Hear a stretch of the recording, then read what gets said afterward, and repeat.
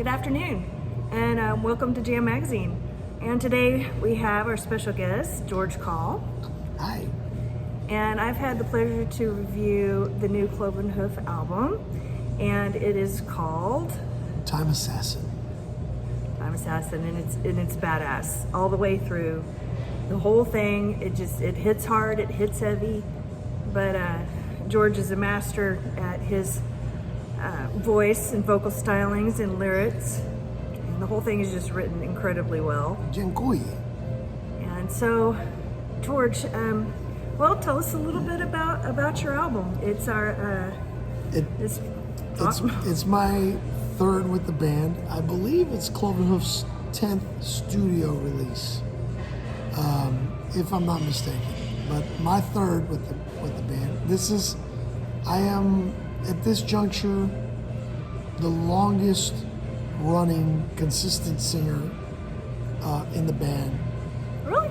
Yeah, because Russ North really only did 2 studio albums in a row. When was Cloven Hoof's first album released? The first album, I became aware of Cloven Hoof in the 80s. It was probably 83, 84 maybe. I think I became aware of Cloven Hoof in 1984. The debut, the self-titled album, when my best friend, Carlos Wilkins, brought a copy of the record to school. And when we were in his car after school or at lunchtime, he goes, "Listen, you gotta listen to this. You gotta hear this band I just discovered." Oh, my fucking yeah. And he played "Laying Down the Law." Oh, wow. And then Gates of Gehenna and Night Stalker. And I was blown away. And Crack the Whip. I was like, "Oh my God, these guys are awesome." And then I looked at the album cover. And then was even more convinced that these guys were going to be up there with some of my favorites, because I love that image thing that the band had going for them. In the early days, the band adopted these element signs where each guy represented an element: earth, air, water, fire. Like Legion. Yeah. And I totally was into that, the imagery too. The album cover looked really demonic and evil, and kids go for that kind of stuff.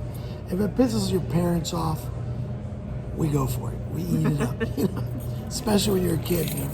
And so I was in. I loved it and everything. What year did you join Cloven Hoof? Oh gosh, I don't know. I think my first record with the band was I believe it was 2017,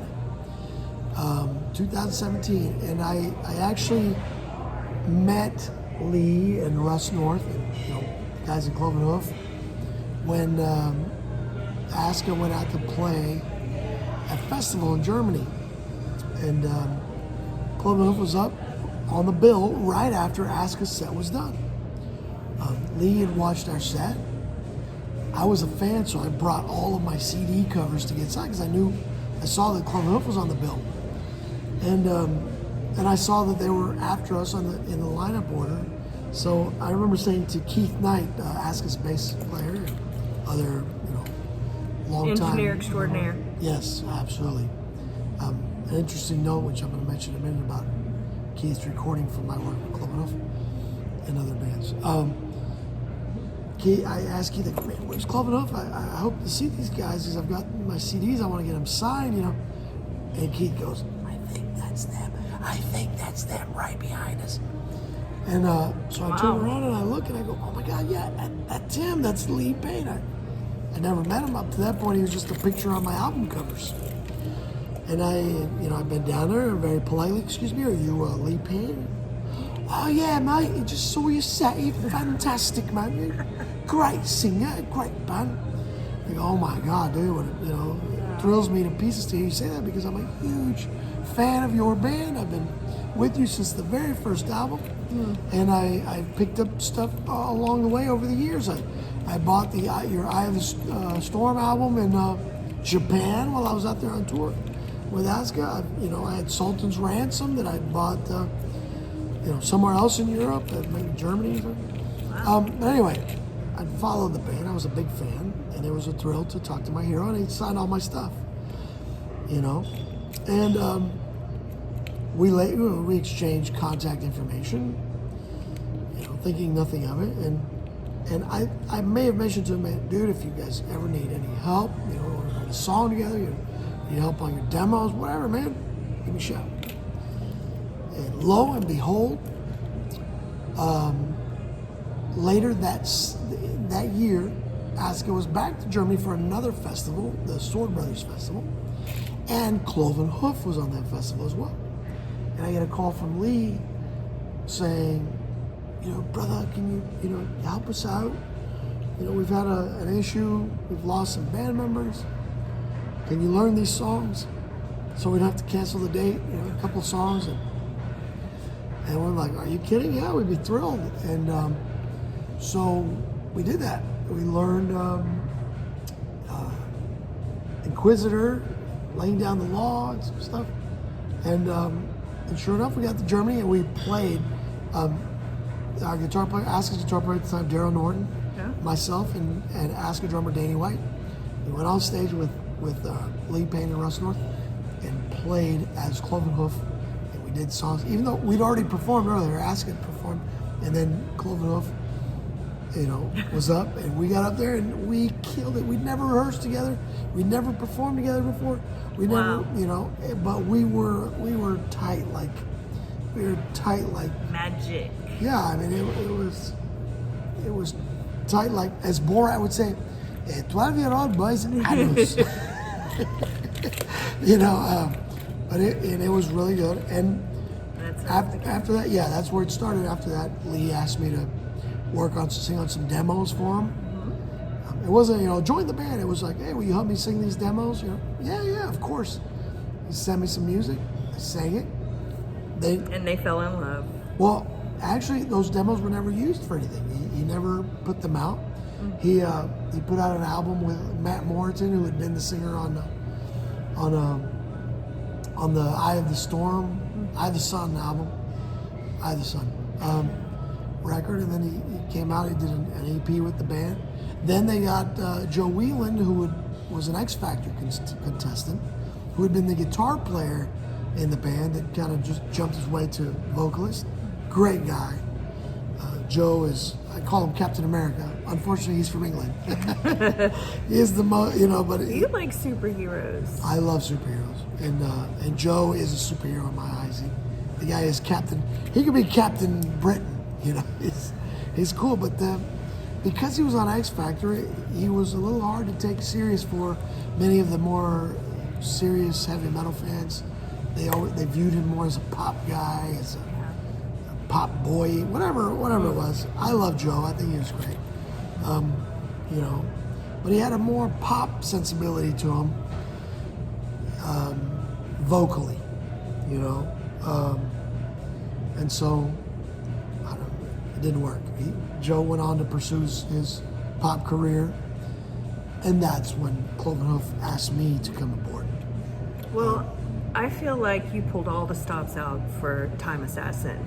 Thank you. You went from this, every song is epic. And it seems like almost like a screenplay for a movie. It's like a movie just sort of played out through the whole album. It was really entertaining. But you've got that opera, which one was that? The song After Forever? After Forever. You're sort of a really great... That's the ballad. Yeah, kind of a ballad, but everything else, man, you're like, I don't want to say everything that I said on the review, but you went from, this gentle, strong, gentle voice to this razor's edge, and then even to the guttural demon growls and this and that. Yeah. It was just amazing. I have a lot of tools in my box. So why not use them all? It turns me off a little bit sometimes when I hear some singers and they just do one thing and that's all they do. Right. So I thought, I can do this, I can do that. Let's mix it up. Let's throw it in there And talk about mixing. Whoever, and I don't know the name of whoever mixed and mastered this I do thing. know the name. His name is Chris Dando. Man, at he did a great job. Vault Studios in England. Wow. He is not only that, but he not only mixed and mastered, but he sang background vocals as well. Really? Yeah, he did keyboards. He was the de facto fifth member of the band in ways. He also he also worked with us on the previous album on Age of Steel. Great guy, great musician, engineered, mixed, mastered. I worked with him on the in the mixing, the production, and he really, gave it. He basically delivered it the way I wanted to hear it. The things I asked him to do for me, he delivered on, 100%. So my hat's off to Chris Dando. Man, what about Lords of Death? I mean, Lords all of of the Death. overlaying of the different vocal tracks, but just everything in that song is metal, and it's amazing. And Lee, it's like he just reaches out and he just grabs you and shakes you, just like, pay attention to this, pay attention to this. This out, it's just amazing. Lee is, the guy is truly a creative tour de force. When one album hasn't even been released yet, we're still his mind's already on the next one, which is what's allowed us to get so many albums out in such a quick, three in basically 4 years or so. Great. So we've just whipped them out one after the other. And he has no lack of ideas, no dearth of it. I mean, he's just constantly writing, and it's always just this brilliant, top-notch material, you can't. I mean, I'm stoked to be working with the guy. He's a hero. Even He's a sweetheart. he's a great guy, and I know he thinks the world of you as well. I mean, he really does. He likes you a lot. He thinks you're fantastic, and but he's just such a great songwriter, and I think he finally, after suffering, missteps with the singers and stuff, and I think he finally hit somebody that Understood him. understands the band and is they a can go at a fan fast of the pace. band. Yeah. So, I think the combination works well together. I know some fans miss Russ North, and I love that era as well. But I came on board on the with the Rounds and Potter, those guys in the band. So I was into them long before Russ came along. And unfortunately, Russ only did 2 records with the band. There's some anthology stuff he was involved in there and everything, but I don't know what happened in the end. It's His art- okay. his You're art- here now. Yeah. You But with Russ, his art wasn't in it, and you can't, no matter what you do, you can't make people want to be in the band or have share the same vision or the same passion. You're a band leader yourself. Yeah. And you've been through musicians. When the people want to be there, it's so much more productive. You can't make them drink the Kool-Aid and Yeah, enjoy yeah. it. Right. It's more productive when people want to be there, when they respect what you're doing, when they have an appreciation for what you're doing, and you don't have to twist somebody's arm to be there. Yeah. Unfortunately, this was maybe the case with some of the other people. They weren't taking the band entirely too seriously, or their membership or their contributions to it. Me as a fan, I do. I love, what we've done with the band. What's your favorite song on Time Assassin? What was the most fun to do in the I think I'm gonna say Lords of Lords Death. of Death. Lords of Death. Lords of Death. I mean, Guardians of the Universe, it comes out really strong, and it's really cool. but Lords of Death sort of covered it all for me. Carnival of Souls though was very satisfying as well as an ender. It was is a good finale tune. Absolutely. There was a lot of killer tunes. After Forever, the ballad is not really a ballad because it gets really heavy. Yeah, it is at first, and then it moves on. The dynamics are really good in that. It's a beautiful song. I like what it sings about.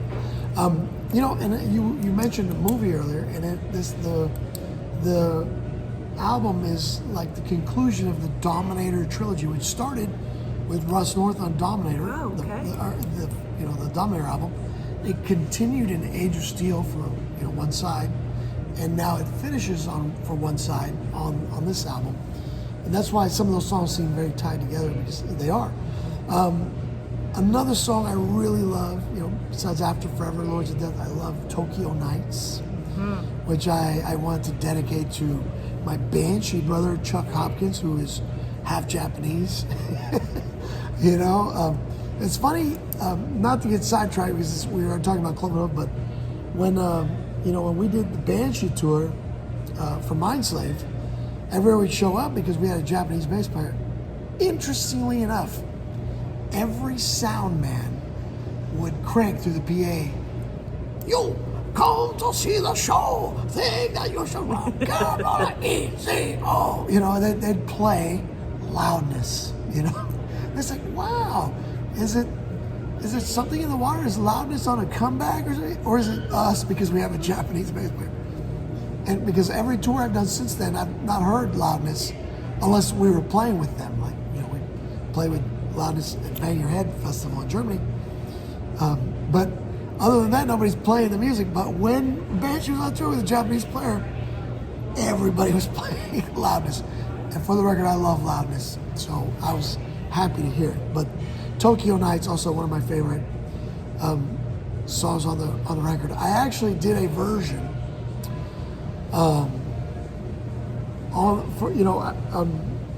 just for a goof.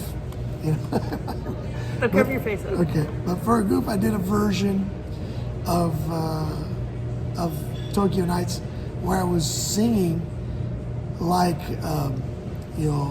Minoru, and I kind of sang it in his style on the record, and it sounded killer. But of course, we're not going to release it like that. It wasn't released that way. Maybe for a retrospective somewhere or an anthology down the road. Who knows? But it was cool. But I really love those songs. I think the whole album just really works. So we're looking, back on track. We are looking at March 11th as a date of release. March 11th on Heavy Metal Revolver Records out of the UK.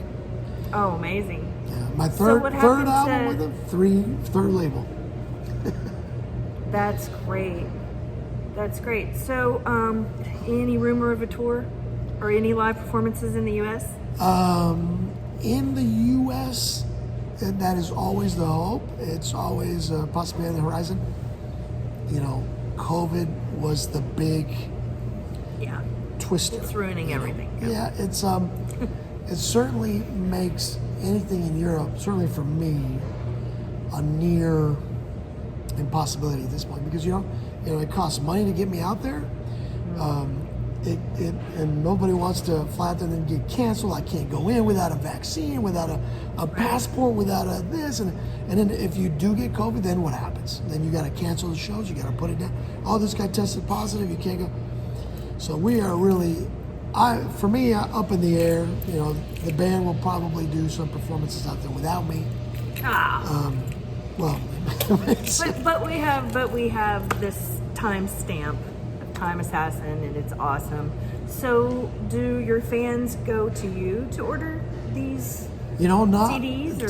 Typically, I've always tried to make my music available personally, so they can get it direct, signed, however they want. I try to give people that personal service. Unfortunately, this is a new label. I haven't met anybody at the label. With Pure Steel, I'm actually friends and on a personal basis with these guys. They're friends of mine. They're family practically. Marcus and Lawrence and the Lawrence brothers, Andres. These guys. We're tight. And I always had plenty of product to get to my fans, distribute, whatnot. In this case, I'm told I'm getting maybe one CD, one album. Oh man. So yeah, unfortunately. Tell them to send you two. So everybody's like, what? Everyone's disappointed at that. Well, the label will do what they want to do. Yeah, but they can order. They can go to the HM Revolver website, Okay. order direct, or I think some of the more reputable online dealers, Amazon, eBay, you'll be able to find the music in those those traditional venues, or Well, avenues. Time Assassin to me brought me a lot of joy, a lot of hope for the music industry and metal itself, and just a lot of pride for our Texas boys, you and Danny White.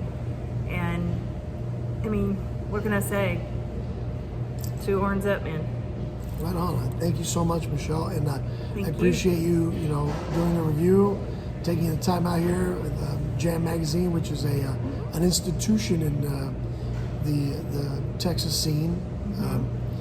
And so, thank you, thank Michael, thank everybody, people for watching this and caring enough about the band and our work to support it, listen to it, and listen to interviews like this and whatnot. As you know, I'm going to keep doing this till I drop, till they put me in the ground. I love heavy metal. It's my thing. I've been doing it since, high school. I don't intend to stop. Those people that appreciate my talent and know what I bring, I will work with them till the end. And those that don't, Metal to death. Yeah. All metal to the death. Yeah. Man, that's our credo. That's my motto. It's what I live by. I don't intend on stopping anytime soon. And when we say metal, understand this is the metal with melody in the vocal. It's rough, Yeah. it's aggressive, it's heavy, but it's also stuff that will challenge you, that requires a degree of vocal ability and knowledge of melodies and notes to be able to do. Right. Well, you can sing, scream, and growl, scream, sing, and all that stuff, but you still understand what you're saying, and there's definitely a melody there. Yeah. And it's not just party metal, man. This is really the real thing. But I think that, of course I'm a huge fan, but you did a great job, and I don't really see anybody coming out with anything this year that's going to beat this one. Well, thank you very much. There's a lot of great bands out there in metal today. I'm a huge fan. I buy music constantly, but I'm confident that we've got another strong, solid record. First review just hit the first published review. I know you've got one. There's other people have them in the pipeline, but the first one that actually hit the go out there, go live, is a solid 10 out of 10. So we're off to the races. We're off to a really good start. As you know, Age of Steel, the previous record, also it was released right 1 month after the pandemic hit. We were not able to support it. We were not able to tour to promote this record. Nonetheless, it made top 10, top 5 lists at year 2020. We made number one in dozens of zines, periodicals, magazines, websites. Yeah. We're very proud of the record. And we're glad that people are responding to this new one. The critics that have heard it. Clearly the fans have yet to hear it. It won't be out to the 11th. But I have a feeling that when they do, they're going to be like, wow, great, coolness. These guys are on it. Well, if you guys have a listening party, I want to be a part of it. Okay, sounds like a plan. Sounds Well, good. thank you, George. You're very welcome. Is there anything else that you want to say or promote? I just want to say that go on the websites. Cloven Hoof is on Facebook. It's online. It's on Twitter. It's everywhere. Go there. Give us a like. Drop us a comment. Let us know what you think. Yes, we know that some of you missed the Russ North years. I do too, but I don't. no, some people do. And he was instrumental, and it was a formative time in the band's past. Big shoes to fill, but you filled them. Thank you very much. You're welcome. And give the stuff, give it a chance on its merits. Unfortunately, whatever transpired between Russ and the band, it happens, man. I'm sure he'd be very proud. I hope would hope so. so. Yeah, I would hope so. But I look over the years, all of the bands that I love, and at one point or the other, they all make changes. And I'm just happy that the bands continue, that they roll on, that they can still make good music, because our music is our music, and there's only so many people that do it well. And when it happens, you got to support it. You got to stand behind it and help push it forward. And for that, we thank you from the bottom of our hearts. Thank you for listening to Cloven Hoof. Also, stay tuned. Later this year, a new Ask is coming. It's called Night Strike. And we've got 10 killer songs that will further the band's legacy and just move it I'm excited. light years from where it was prior. Because, I'm still waiting for my Nine Tongues vinyl. you don't have a 9 Times vinyl? I think they're available on Pure Steel Records. You can Really? find them online. Yeah, you just get online and look. I think they're out there still. Okay. But thank you for listening. And Michelle, Take it thank you easy, for the George. interview. Great job. Thank you Great so job, much. Cloven Hoof.